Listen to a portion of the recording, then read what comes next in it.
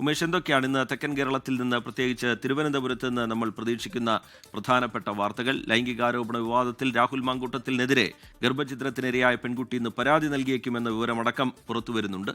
വിശദാംശങ്ങൾ എന്താണ് ഉമേഷ് ബാലകൃഷ്ണൻ? ഇന്ന് ഏറ്റവും പ്രധാനമായ വാർത്ത അല്ലെങ്കിൽ പ്രതീക്ഷിക്കുന്ന വാർത്ത അതുതന്നെയാണ്. ഈ രാഹുൽ മാങ്കൂട്ടത്തിനെതിരെയുള്ള പരാതി ഈ ഇരയാക്കപ്പെട്ട പെൺകുട്ടി മുഖ്യമന്ത്രിക്ക് നേരിട്ട് നൽകുമെന്നുള്ള സൂചനയാണ് ഇപ്പോൾ പുറത്തു വരുന്നത്. ഒന്നുകിൽ നേരിട്ട് മുഖ്യമന്ത്രിയെ കണ്ട് പരാതി നൽകുകയോ അല്ലെങ്കിൽ ഇമെയിൽ പ്രകാരം മുഖ്യമന്ത്രിക്ക് പരാതി അയക്കുകയാണ് ചെയ്യാൻ സാധ്യതയുള്ളത്.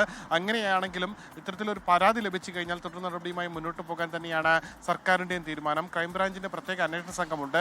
അന്വേഷണ സംഘത്തിന് ഈ ഒരു അന്വേഷണം അഴിമുട്ടിയ സാഹചര്യത്തിലാണ് ഉണ്ടായിരുന്നത്. കാരണം പരാതി ഇല്ലാത്ത സാഹചര്യത്തിൽ ലൈംഗിക അതിക്രമ കേസിൽ ഒരാൾക്കെതിരെ കേസെടുത്ത് മുന്നോട്ട് പോവുക പ്രായോഗികമായ ഒരു ബുദ്ധിമുട്ട് നേരിട്ടിരുന്നു. ഈ സാഹചര്യത്തിൽ പുറത്തു വന്ന ഓഡിയോയുടെ പശ്ചാത്തലത്തിൽ എന്തായിരിക്കും ക്രൈംബ്രാഞ്ച് നീക്കം? ഒപ്പം പരാതി ലഭിച്ചു കഴിഞ്ഞാൽ അറസ്റ്റ് ഉൾപ്പെടെയുള്ള നടപടിക്രമങ്ങളിലേക്ക് അന്വേഷണ സംഘം കടക്കുമോ? അവയെല്ലാം ഏറ്റവും നിർണായകമാണ്. എന്തായാലും പരാതി ഇന്ന് ലഭിച്ചു കഴിഞ്ഞാൽ അത് സ്വാഭാവികമായി രാഹുൽ മാങ്കൂട്ടത്തിനെതിരെ വലിയ രീതിയിലുള്ള ഒരു ആയുധമായി മുന്നോട്ട് വരികയും ഒപ്പം ഇരയാക്കപ്പെട്ട പെൺകുട്ടിക്ക് വേഗത്തിൽ നീതി വാങ്ങി ലഭിക്കുക എന്നുള്ള ഒരു സർക്കാർ നയം അത് വേഗത്തിൽ നടപ്പാക്കാനുള്ള ഒരു തീരുമാനത്തിലേക്ക് സർക്കാർ പോവുകയും ചെയ്യുമെന്നാണ് മനസ്സിലാക്കാൻ കഴിയുന്നത്.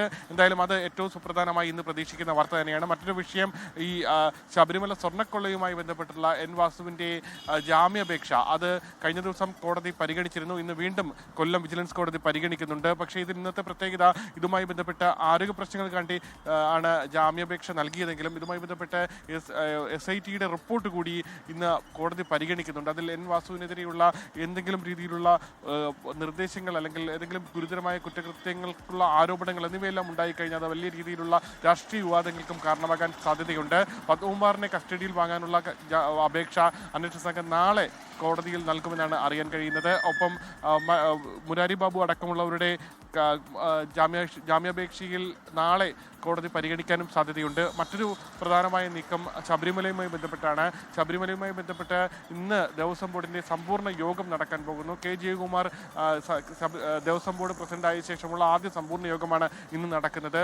നേരത്തെ തന്നെ K. ജയകുമാർ ദേവസ്വം ബോർഡ് പ്രസിഡന്റായി വന്ന ശേഷം താൻ കാണാതെ ഒരു അജണ്ടയും ഈ ബോർഡ് യോഗത്തിലേക്ക് എത്തേണ്ടതില്ല എന്നുള്ള ഉത്തരവിറക്കിയിരുന്നു.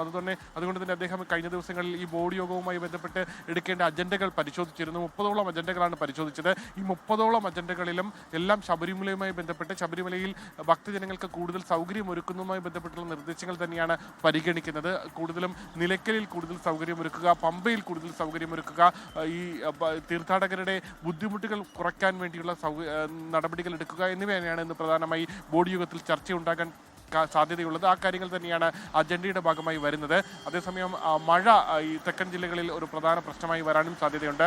തെക്കൻ ജില്ലകളിൽ പ്രത്യേകിച്ച് തിരുവനന്തപുരം, കൊല്ലം, പത്തനംതിട്ട ജില്ലകളിൽ ഇന്ന് യെല്ലോ അലേർട്ടാണ്. കഴിഞ്ഞ ദിവസങ്ങളിലും തിരുവനന്തപുരം, കൊല്ലം, പത്തനംതിട്ട ജില്ലകളിലെല്ലാം ഒറ്റപ്പെട്ട ശക്തമായ മഴ ലഭിച്ചിരുന്നു. ഇന്നും ഈ ജില്ലകളിൽ യെല്ലോ അലേർട്ട് പ്രഖ്യാപിച്ചിട്ടുണ്ട്. ലോകത്തെവിടെയായാലും ഏത് സമയത്തും 24 വാർത്തകളും ഓഗ്മെന്റഡ് റിയാലിറ്റി പാക്കേജുകളും എക്സ്പ്ലെയിനറുകളും വിശദമായി കാണാൻ ഞങ്ങളുടെ യൂട്യൂബ് ചാനൽ നിങ്ങൾക്ക് സബ്സ്ക്രൈബ് ചെയ്യാം.